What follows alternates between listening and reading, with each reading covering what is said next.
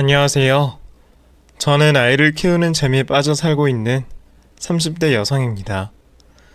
제가 겪은 일로 인해서 무엇보다 사람 인성이 중요하다는 걸 다시금 느끼고 있어요. 사람이 아무리 자기 잘난 맛을 살더라도 어느 정도 선을 지켜야 그 모습이 당담함으로 보인다는 걸 새삼스럽게 느끼게 되었네요.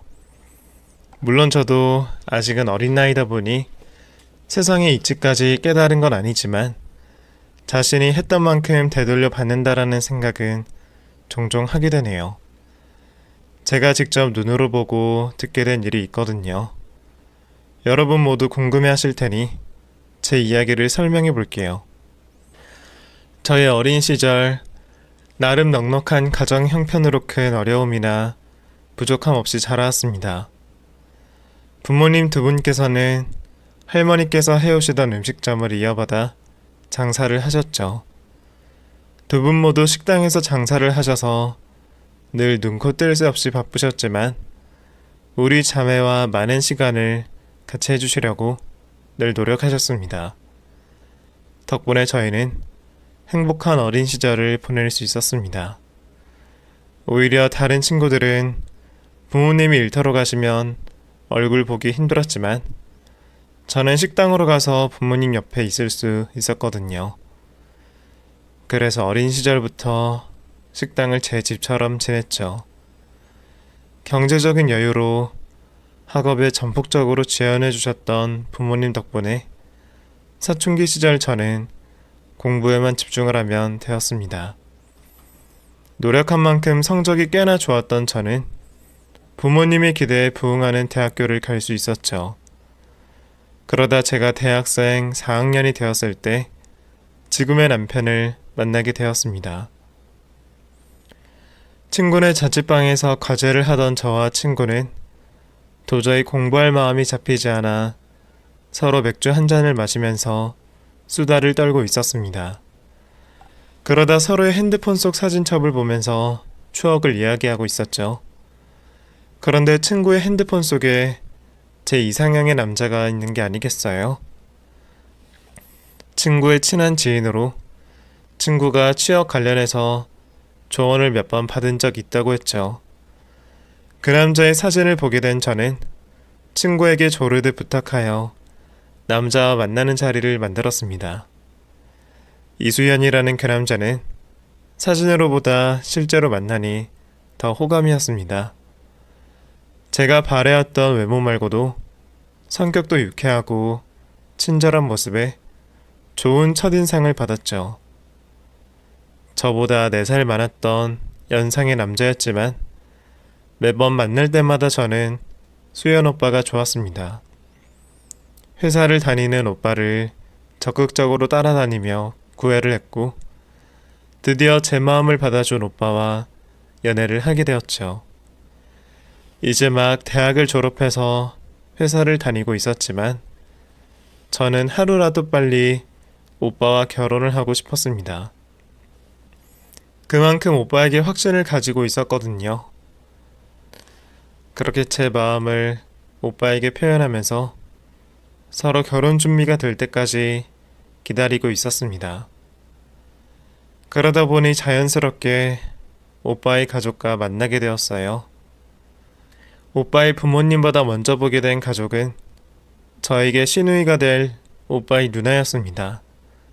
오빠와 만나고 있는 제가 궁금했는지 예비 시누이가 먼저 식사 자리를 만들었어요. 안녕하세요. 저 오빠와 만나고 있는 장소은이라고 합니다. 그래, 반갑다. 초면해지면 우리 수연이랑 결혼까지 생각하고 있다니까 내가 말 놔도 되겠지? 수연이 누나 이수연이라고 해. 그래도 첫 만남이라고 먼저 나와 있었네. 나이가 어리다고 해서 예의 모르는 어린애인 줄 알았는데 좋아, 마음에 들어. 직업이 의사인 신우는 머릿속에서 상상해오던 커리어 우먼의 느낌이 물씬 풍겼어요. 오빠에게 어느 정도 이야기를 듣고 왔지만 말투부터 해서 모든 자신 있고 당당한 모습이었습니다.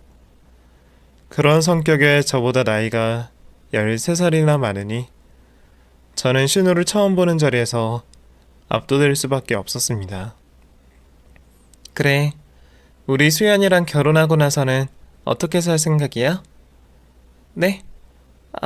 아직 거기까지는 생각을 안 해봤어요. 아마 몇 년간은 서로 회사 다니면서 맞벌이 생활할 것 같긴 한데, 아직 애긴 애구나. 그냥 서로 좋아서 결혼하려고 하는? 그렇게 생각 없이 덜컥 결혼해서 막상 살아보다가 너네 상상이랑 다르면 이혼이라도 하려고? 서운이 너 결혼하면 친정에서 얼마나 도와주신다고 하니? 아니, 너 지금 연봉이 얼마 정도 되는 거야? 누나, 그런 걸 지금 왜 물어? 그냥 인사하러 온 자리인데. 초면에 뭘 조사하는 것처럼 물어봐. 결혼해도 우리가 알아서 할게. 오늘은 그냥 밥이나 먹고 커피나 마셔. 너는 가만히 있어. 너네가 하도 애처럼 아무 생각 없으니까 내가 나서서 하는 거 아니야. 처음 뵙자마자 정신없이 휘몰아치는 바람에 제가 무슨 대답을 했는지도 기억도 안 날 만큼 힘든 첫 만남이었습니다. 그날 집으로 저를 데려다주는 오빠와 대화를 하며 알게 된 신우는 정말 대단한 여자였어요. 어려운 형편에서도 뭐든 알아서 잘해온 신우는 자기 잘난 맛에 세상을 찬다고 했습니다. 부모님 도움도 한 번 안 받고 뛰어난 성적으로 의대를 졸업했고 어린 나이에 벌써 병원까지 개업해서 경제적으로도 부모님 지원을 해드리고 있었어요. 그런 탓에 부모님도 누나를 말릴 수 없다고 했죠. 좋게 말하면 여장부 스타일이고 심하게 말하면 마이동풍인 신우였습니다. 그래도 저는 다행히 첫인상이 좋았는지 오빠는 누나의 저 정도의 반응이라면 안심을 하라고 했습니다. 저도 심하게 당황스러울 정도로 단독적이고 제멋대로인 성격이지만 제외하면 나쁘지 않은 것 같아 좋은 신우가 될 거라 생각했습니다. 신우는 저를 정말 좋게 보았나 봅니다. 정신없던 첫 만남이 얼마 지나지 않아 저에게 개인적으로 단둘이 식사를 하자며 연락이 왔습니다. 좋게 말해 연락이었지. 사실 일방적인 통보에 가까웠지만 말이죠. 나쁜 인상도 아니었고 신우와 결혼 전에 가깝게 지내면 좋을 것 같아서 저도 기쁜 마음으로 약속을 잡았습니다. 그렇게 약속 시간 전부터 저는 저를 데리러 온다는 신호를 기다리고 있었어요. 까만 외제차가 제 앞에 섰고 앞좌석이 열렸죠. 하지만 저를 반길 거라는 예상과 달리 신우의 얼굴은 이미 잔뜩 찌그러져 있었습니다. 소은아, 너 대체 그게 뭐야? 네? 제가 뭘 잘못했나요? 그럼 잘못했지. 너는 어른을 만나러 오는데 옷을 그렇게 입고 온 거야? 오늘 가는 식당 되게 격식 있는 곳인데 차림이 왜 그러니? 네? 제 옷이 뭐 잘못됐나요? 그냥 밥 사주신다고 하셔서 어디 가는지는 제가 몰라서요. 그래도 나름 얌전하게 입고 왔는데. 아니야, 됐어. 너 데리고 무슨 말을 하겠니? 말을 말자. 아직 배는 별로 안 고프지? 우선 차에 타. 식당보다 먼저 갈 곳이 있겠다. 보자마자 제 옷차림을 보며 무슨 문제라도 있는 것처럼 말하는 신우는 제가 무슨 큰 잘못이라도 했다는 표정이었습니다.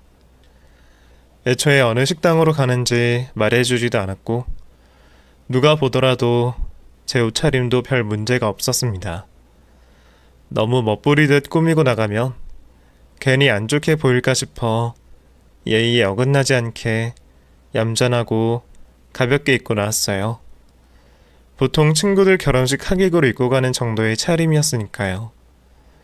그런데 뭐가 문제라는 건지 저를 차에 태운 신우는 곧장 백화점으로 갔고 저는 두 번째로 만난 신우의 손에 이끌려 다니며 여러 매장을 돌아다녔습니다.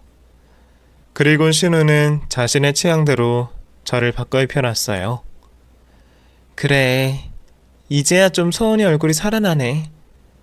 그러니까 왜 이런 옷을 입어서 예쁜 널 숨기니? 어때요? 우리 옳게 될 사람인데 이제야 좀 볼만하죠.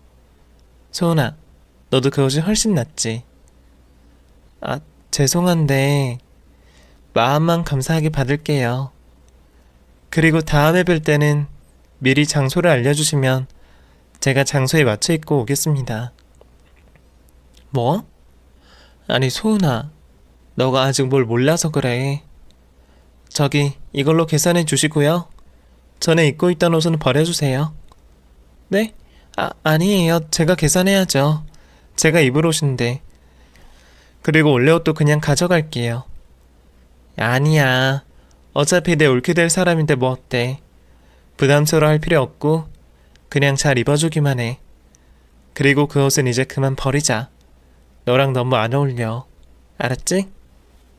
하도 정신이 없어서 그냥 신우가 골라주는 대로 옷을 입긴 했지만 사실 제 마음에는 들지는 않았습니다.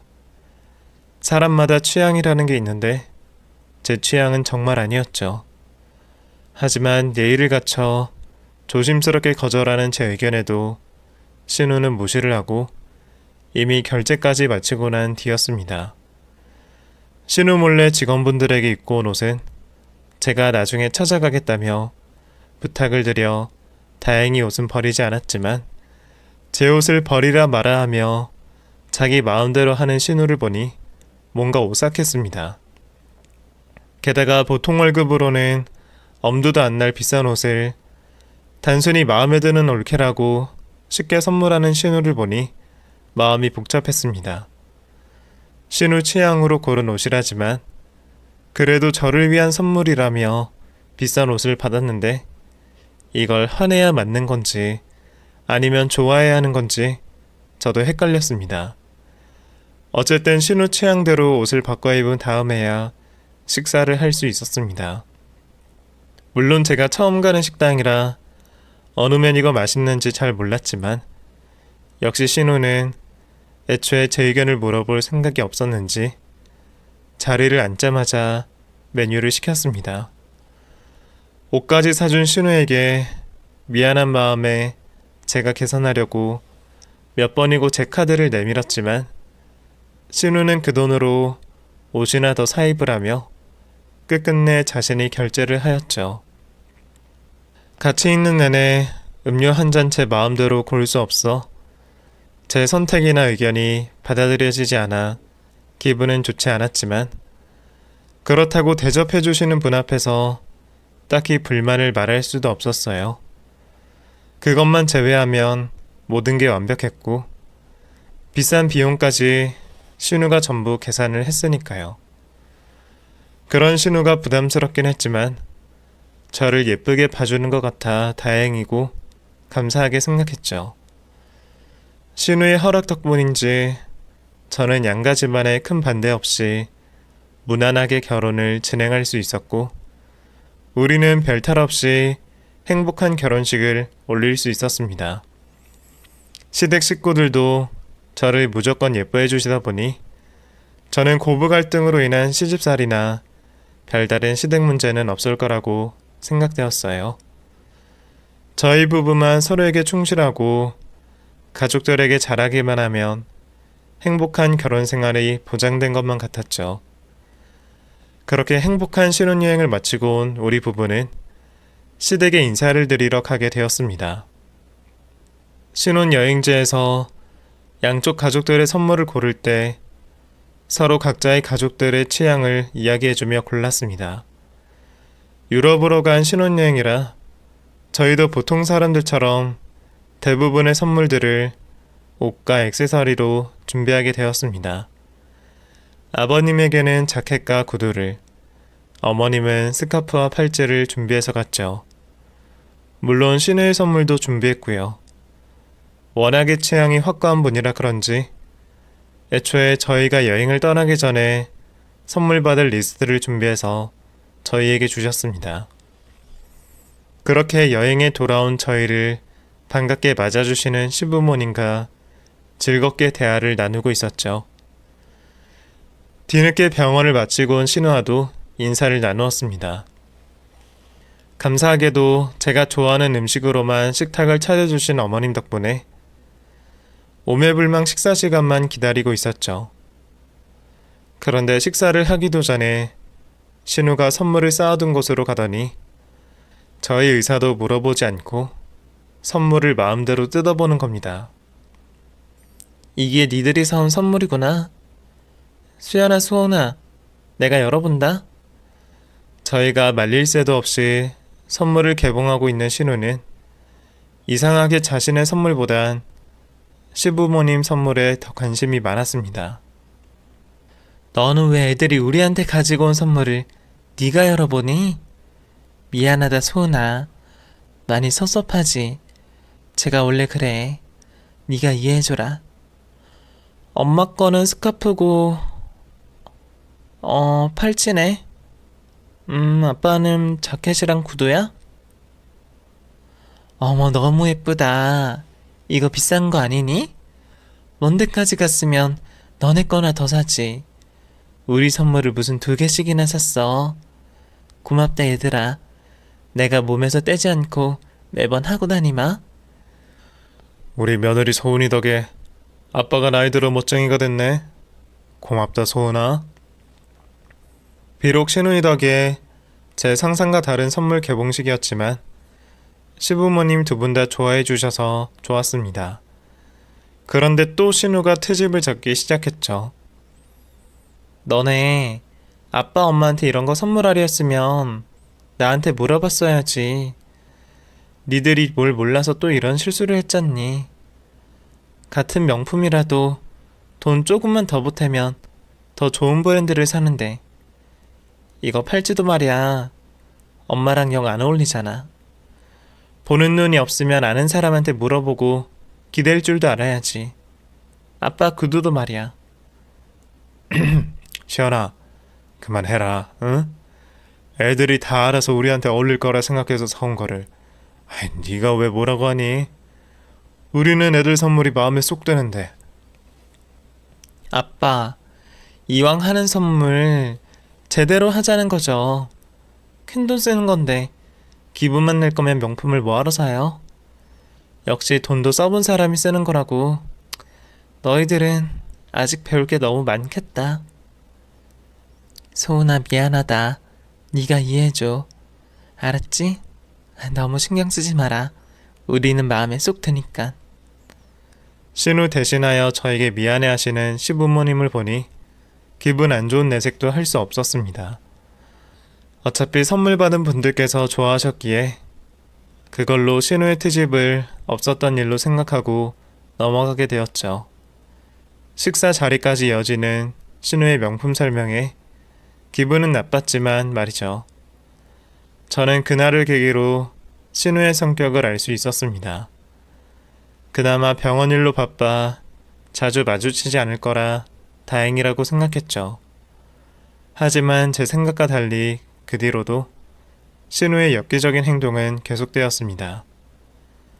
신혼여행을 마치고 와 다시 일상으로 복귀하게 된 저와 남편은 비록 일 때문에 바쁘지만 행복한 신혼생활을 즐겼습니다. 저는 집을 떠나는 순간부터 퇴근만을 기다렸습니다.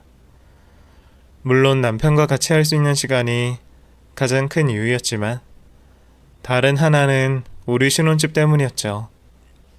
저희 부모님께서는 바쁜 장사 때문에 그러신지 집안 인테리어에는 크게 관심이 없었어요.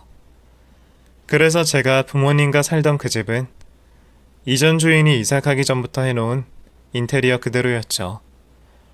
물론 도배는 새로 하셨지만 다른 건 모두 이전 집주인 취향 그대로였죠. 20살이 넘어 조금씩 제 방을 꾸며보기도 했지만 문틀이며 몰딩이며 제가 원하는 방을 만들기는 힘들더라고요. 그러다 보니 신혼집을 들어갈 때는 드디어 내 취향대로 할 수가 있겠다 생각해서 집을 예쁘게 꾸미고 싶었습니다. 그래서 들어갈 때도 큰 돈을 들여 집 전체를 새로 바꿨어요. 소품 하나하나도 몇 번을 고민해서 골랐고 가전제품도 모두 집안 분위기에 맞춰서 구매를 했습니다. 저는 완성된 제 신혼집이 너무 좋았어요. 그렇게 행복한 집에서 행복한 일상을 보내던 중이었습니다. 직업 특성상 출장이 잦은 남편은 신혼임에도 불구하고 밀려있는 일을 처리하기 위해 중국으로 출장을 간 상황이었습니다. 얼마 되지 않은 신혼 기간에 주말 동안 떨어져 있는 게 너무 아쉬웠지만 어쩔 수 없었죠. 날씨 좋은 주말, 저는 집에서 분위기를 내며 제가 먹을 음식 준비를 하고 있었습니다. 그런데 갑자기 현관문 비밀번호를 누르는 소리가 들리는 겁니다. 일정이 취소라도 된 건가 싶어 남편이 돌아온 줄 알고 급히 현관으로 나가 문을 열어주는데 그곳에 남편이 아닌 저희 신우가 서 있는 겁니다. 안녕, 소은아. 형님, 오늘 어쩐 일로 오셨어요? 내가 못 올 곳 왔니? 우리 수연이랑 소은이 주말에는 뭐하고 지내나 싶어서 잠깐 들렀어. 신우의 등장에 너무 당황해서 현관 앞에서 얼음이 되어버렸네요. 그런 저를 밀쳐내듯 비집고 들어오는 신우는 신혼집 구석구석을 열심히 살펴봤습니다. 그 모습을 본 저는 또 무슨 괜한 트집을 잡을까 걱정이 되었죠. 식사는 하시고 오셨어요? 저 식사 준비 중인데 같이 할까요? 아니, 괜찮아. 나 샐러드 먹고 왔어. 근데 소은아, 이 집 너네가 직접 디자인했다고 했나?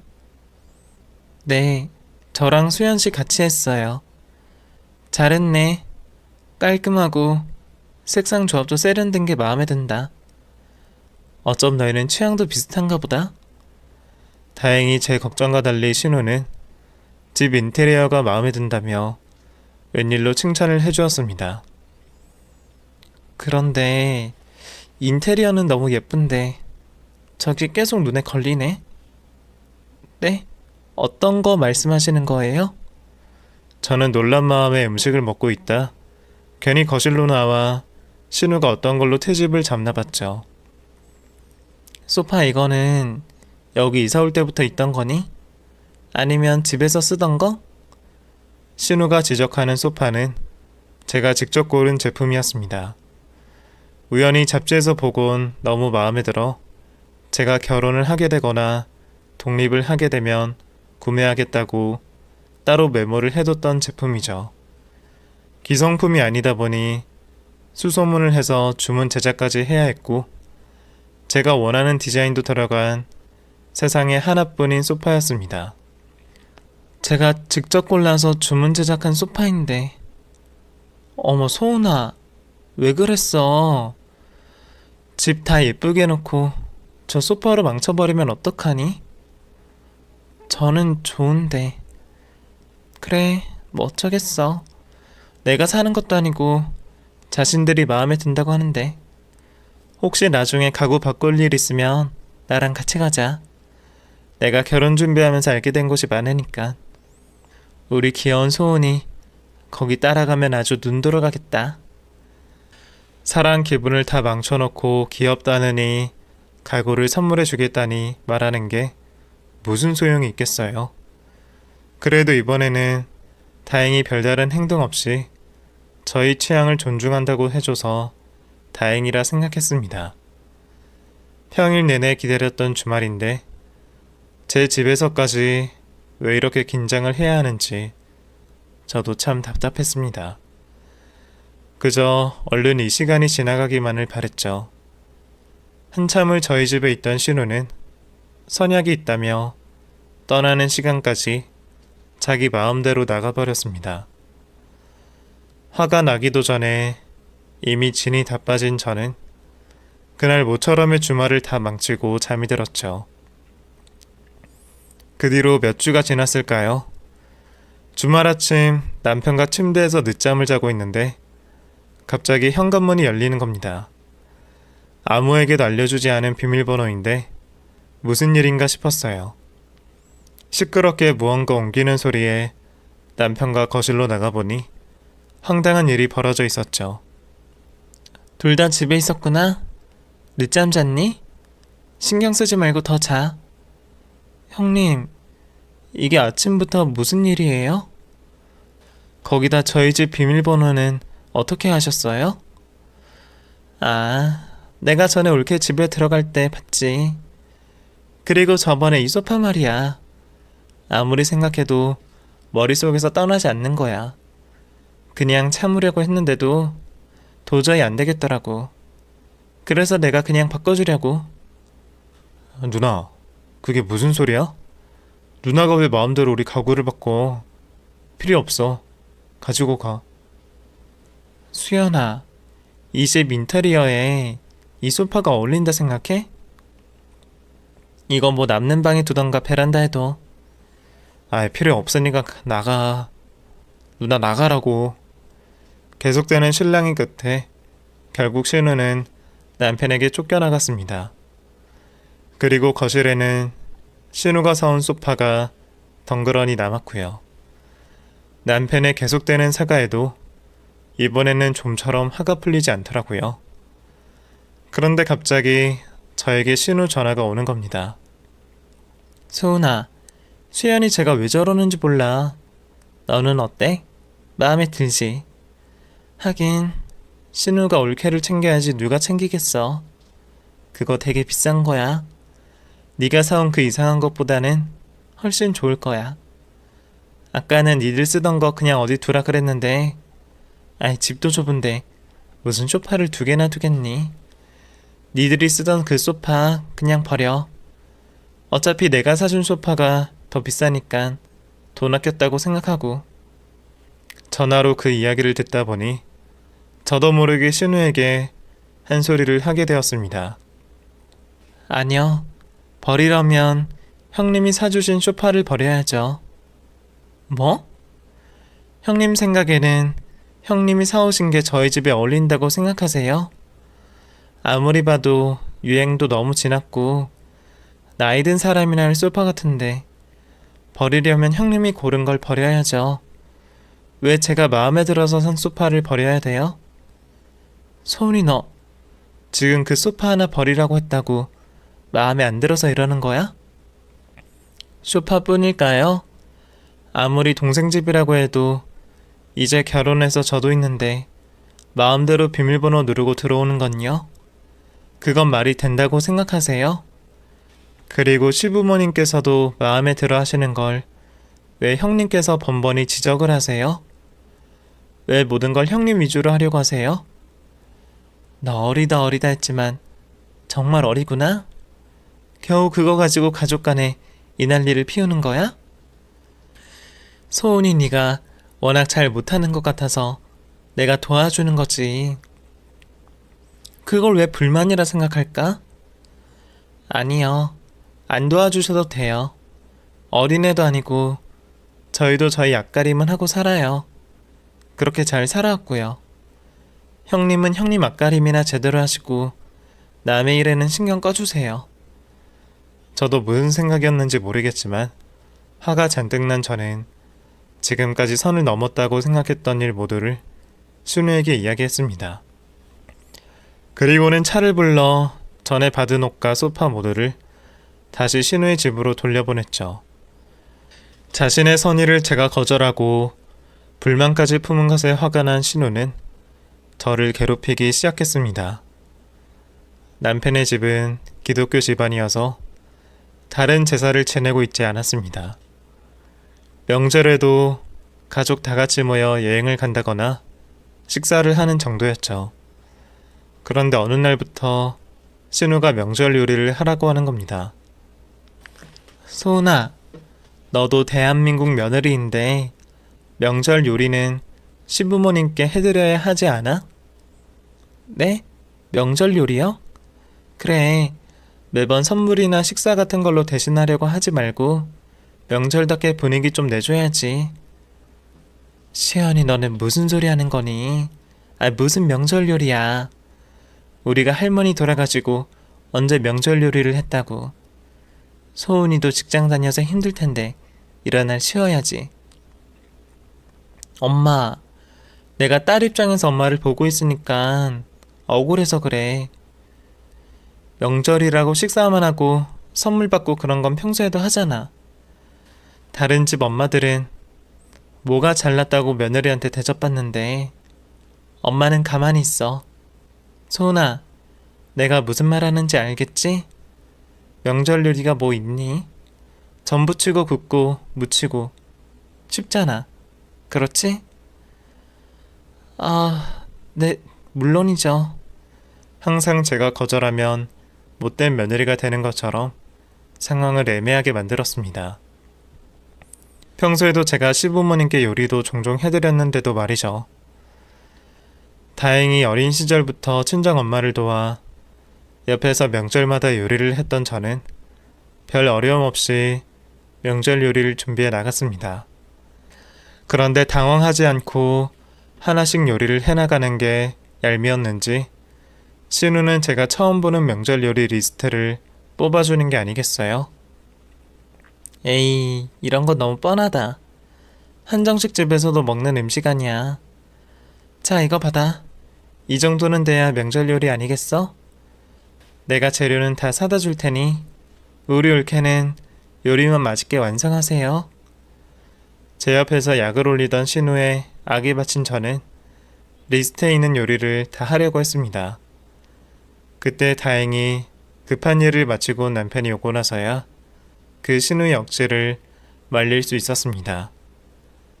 그 후에도 만날 때마다 자기가 가진 부와 지식을 가지고 저를 업신여기듯 가족들 앞에서 망신을 주곤 했고 매번 억지를 부리듯 제게 며느리 도리를 하라고 했죠. 그때마다 시부모님과 남편이 말리고 신우를 꾸짖기도 했지만 그때뿐이었어요. 아주 저를 괴롭히려고 눈에 불을 켜더군요. 그러던 중 남편과 제가 계획이 없던 임신을 하게 되었습니다.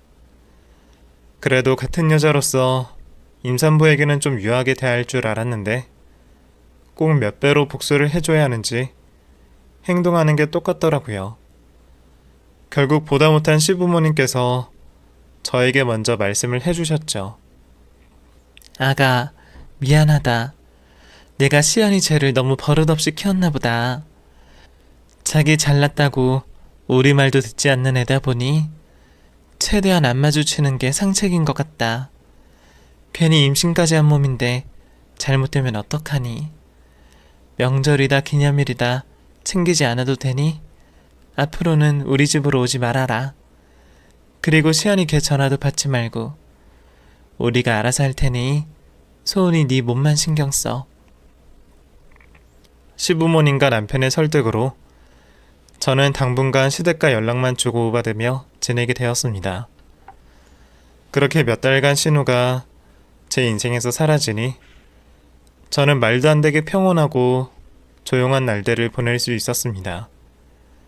회사를 휴직하게 된 저는 그동안 운동도 다니고 태교도 하면서 제 시간을 알차게 보내고 있었습니다.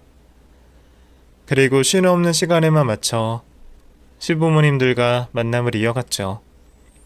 괜히 저랑 신우가 마주쳤다간 무슨 일이라도 있을까 싶어 제대로 기념일도 챙겨드리지 못했습니다. 나중에는 임신으로 몸이 불편한 저를 위해서 시부모님께서 저희 집에 오셔서 시간을 보내기도 했죠. 저에게는 자신의 딸보다 더 끔찍하게 아껴주시는 시부모님도 있었고 결혼 생활 내내 충실하고 다정한 남편이 있었는데 딱 한 명, 막무가내 신우 때문에 이 즐거운 일상을 마음껏 누리지 못하고 있었습니다. 어느덧 저도 만삭이 임산부가 되었습니다.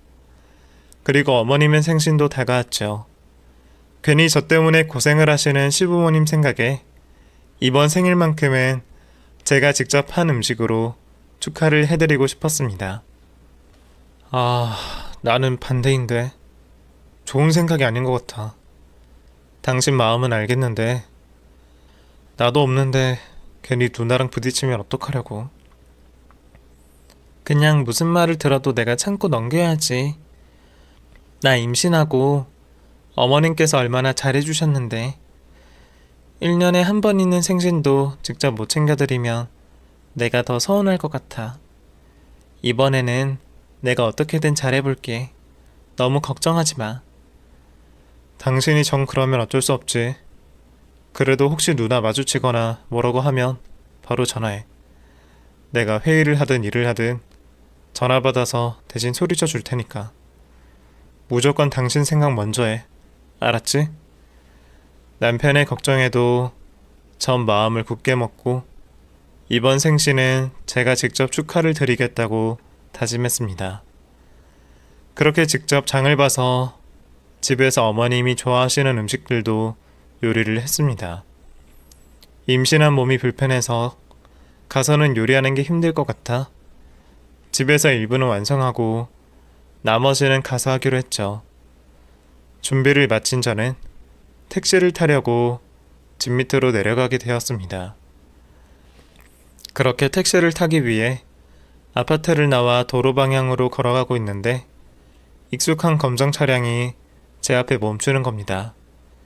하필 신우가 저를 본 거예요. 소은아, 엄마 생일 때문에 집에 가는 거니? 짧은 순간이지만 머릿속에 여러 생각이 나더라고요. 이대로 모른 척 집으로 돌아가야 할지, 어차피 집에서 마주치게 될 거라면 이 차를 타고 가야 할지 말이죠. 처음 다짐했던 것처럼 저는 정면 돌파를 하기로 했습니다. 오랜만이네요, 형님. 잘 지내셨죠? 아, 네. 저 어머님 댁에 가는 길이에요. 그래? 난 또 몇 달간 나를 피하길래 이번 엄마 생일에도 당연히 안 오는 줄 알았어. 내가 오해했나 봐. 그치? 얼른 타. 몸도 불편할 텐데. 네, 형님. 감사해요. 저 짐이 있어서 뒷좌석으로 탈게요. 죄송해요. 어쩔 수 없는 상황에 아무렇지 않은 듯 신우의 차량을 타게 되었지만 저는 너무 불편했습니다. 신우도 기싸움에 지고 싶지 않은지 아무 말도 하지 않은 채 운전을 하고 있었죠. 그렇게 한참을 가고 있었는데 제가 어머님을 위해 준비한 음식 냄새가 온 차 안에 풍기게 되었습니다. 어머, 무슨 냄새야? 그거 혹시 엄마 생일이라고 준비한 음식이야? 네, 제가 어머님 댁에서 하기는 불편할 것 같아서 미리 준비해서 가져왔어요. 그런데 이 냄새가 도대체 뭐야? 대체 무슨 요리를 했길래 이렇게 냄새가 심해? 별건 아니에요. 어머님 좋아하시는 음식들 여러 가지 하다 보니까 아무래도 냄새가 섞여서 그런 것 같아요. 불편하시면 제가 택시 타고 갈게요. 저 여기서 세워주세요.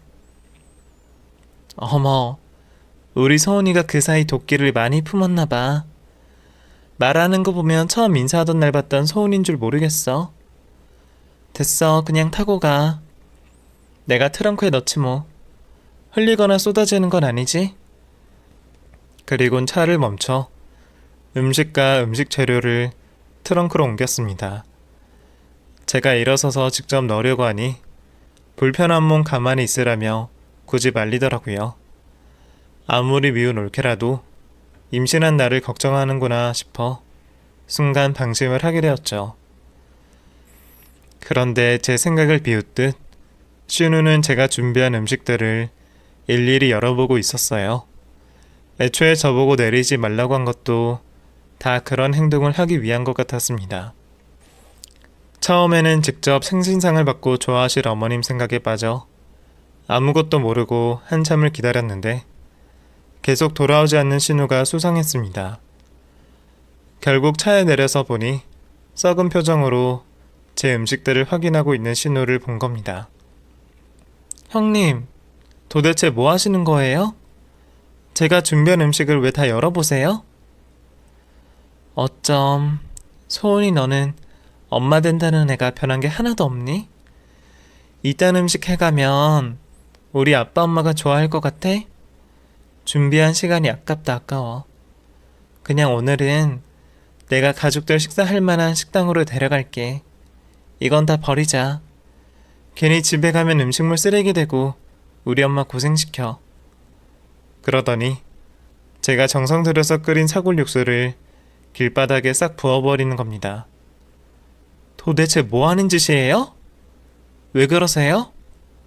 형님, 왜 남의 정성은 마음대로 판단하고 버리기까지 하는 거예요? 그놈의 정성. 그래서 그게 현실적으로 무슨 도움이 돼? 결국에 자기 만족 아니야. 이렇게 시간 낭비해서 요리해봐야 결국 일류 식당 음식 맛보다 맛있겠냐고. 이러면 시간만 버리는 거지. 거기다 음식 쓰레기나 만들고.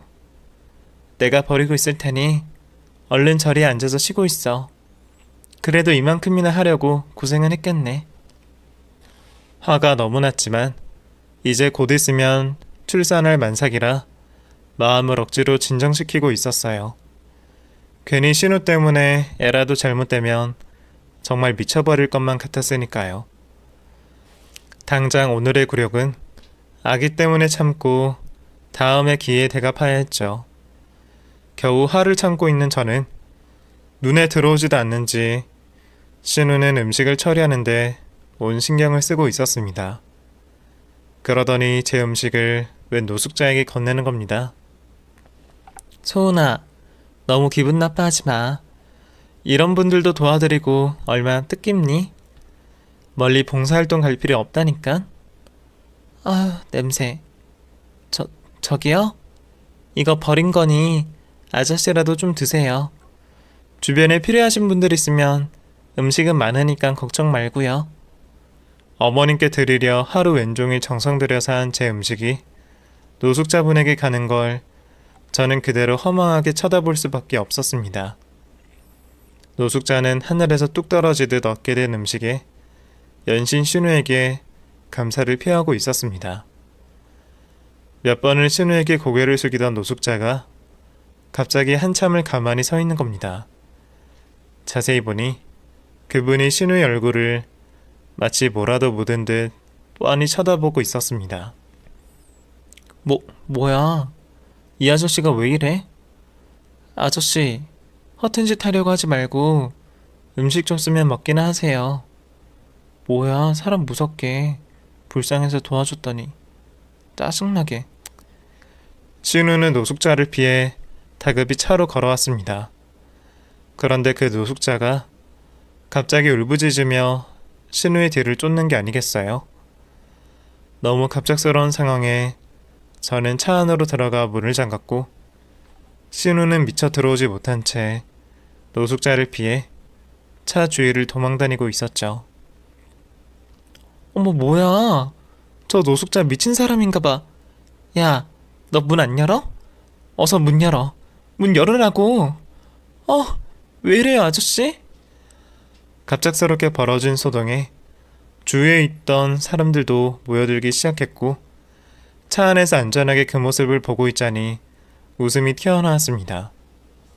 결국 신고를 받은 경찰이 와서 소동은 일단락되었습니다.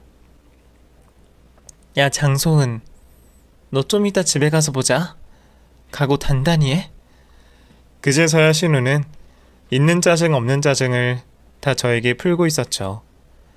하지만 순간 상황이 이상하게 돌아갔어요. 저 잠시 지구대에 같이 동행해 주셔야겠는데요. 네? 제가 왜요? 제가 피해자인데 뭐 피해 진술 그런 거 필요 없어요. 어차피 정신 이상자 같은데 따로 고소하거나 문제 삼지 않을게요. 저 바빠서요. 그게 아니라 저분이 그냥 넘기기 어렵게 워낙 일관되게 진술을 하셔서요. 가서 사실관계를 파악해야겠습니다. 저기요, 저 사람이 뭐라고 하는데요? 아니, 지금 노숙자 말을 믿는 거예요? 나 의사야. 의사라고.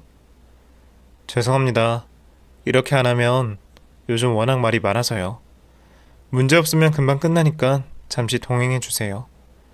무슨 일인지 노숙자는 신우와 연관이 있는 듯 했습니다. 저도 자세히는 알 수 없었지만 죽일 듯 뒤를 쫓는 거며 경찰이 말하는 일관된 진술까지 분명 무엇인가 있었죠. 저는 궁금한 마음에 신우를 따라 경찰서로 가게 되었습니다. 그리고 그 자리에서 놀랄만한 이야기를 듣게 되었어요. 알고 보니 그 노숙자가 신우의 이혼한 전 남편이었습니다. 아니, 정확하게 말하면 신우에게 이혼을 당한 전 남편이었죠. 어떤 사람이든 자신의 기준대로 맞춰야 하는 신우와 살게 된 전 남편은 결혼 생활이 무척이나 힘들었나 봅니다. 거기다 의사인 신우와 달리 평범한 회사원이었던 전 남편은 모든 자신의 마음대로 행동하고 큰 소리를 내는 신우에게 다른 말을 하지 못했나 봐요. 그러면서 정신과 치료를 받아야 할 정도로 힘들어하며 쇠약해졌고, 그걸 알게 된 신우는 그 모습이 또 마음에 들지 않았나 봅니다. 오랜 치료에도 나아지는 모습이 보이지 않자 전 남편을 정신병원에 강제로 입원을 시켰습니다. 그러고 면회도 없이 병원비만 넣어주면서 남편을 모른 척하며 살았죠. 그러다 방심한 병원 감시를 놓치지 않고 탈출을 하게 된 전 남편은 무작정 자신이 거주하던 도시로 걸어왔다고 합니다. 오랜 치료로 인해 일상생활이 불가능했던 신우의 전 남편은 거리를 떠돌며 노숙자로 살아왔던 겁니다. 신우는 도망간 남편이 소식이 없자 당연히 사망했을 거라고 생각하고 실종된 지 3년이 지나자 곧바로 이혼 소송을 진행해서 이혼을 하게 된 겁니다. 물론 그 전부터 남편에 대한 애정은 없는 듯 했지만요. 그런데 우연히 제 음식을 버리고 있던 신우가 전 남편인 줄 모르고 음식을 권하게 되었고, 그 순간 신우의 얼굴만은 잊지 않고 살아온 전 남편이 달려들게 된 거죠. 정확한 의사 표현은 아니었지만 같은 이야기를 하며 경찰들에게 도움을 요청했고, 아직 삭제되지 않은 주민등록번호를 기억하고 있던 전 남편으로 인해서 과거 행적까지 알 수 있게 되었죠. 그리고는 그 소식에 전 남편분의 가족들도 오게 되었습니다. 모든 사실을 알게 되자 상대편 가족들은 당연히 난리가 났고 곧바로 신우에게 소송을 걸게 되었죠. 그렇게 현재 신우에 대해서 전 남편이 소송을 하고 있다고 알고 있습니다. 그리고 발 없는 말이 천리를 간다고 했나요? 신우의 병원 환자들에게까지 소문이 나게 되는 바람에 잘난 의사 신우는 병원 생활도 접고 있었어요. 시부모님께서도 신우가 제대로 반성하길 바라시면서 따끔하게 혼을 내고 계시지만 자식인지라 차마 연을 끊기는 힘드신가 봅니다. 처음에는 신우 걱정을 많이 하셨는데 이제는 모두 다 내려놓으셨는지 저희 집에도 오셔서 즐거운 시간도 보내시고 점점 얼굴이 밝아지셔서 다행입니다. 그래도 다행히 이번 일로 저는 이제 신우를 안 보게 되었네요. 출장 후 뒤늦게 모든 사실을 알게 된 남편이 사정을 듣자마자 상종해서 안 되는 사람이라며 누나와 연락을 끊겠다고 했거든요. 그래서 지금까지 어떤 연락도 걱정도 하지 않고 있고요. 저는 이제서야 신우에게 벗어나 행복하게 지내고 있습니다. 그 사이 출산을 하게 되어 사랑하는 예쁜 아들을 건강하게 낳은 저는 육아 때문에 정신없이 바쁘긴 하지만 어느 때보다 더 없이 행복한 시간을 보내고 있어요. 그리고 신우가 겪은 일을 옆에서 보면서 앞으로 남은 인생 어떻게 살아야 할지 많이 배우기도 했고요. 신우도 잘난머리와 인생을 누리며 조금만 겸손하고 착하게 마음먹어서 살았더라면 행복하게 살았을 텐데 말이죠. 저도 앞으로 아이를 키우면서 부모로서 모범이 되어야 하니 남들에게 피해를 안 주고 겸손하게 살려고 노력하려고 합니다. 제 이야기를 들어주셔서 감사합니다.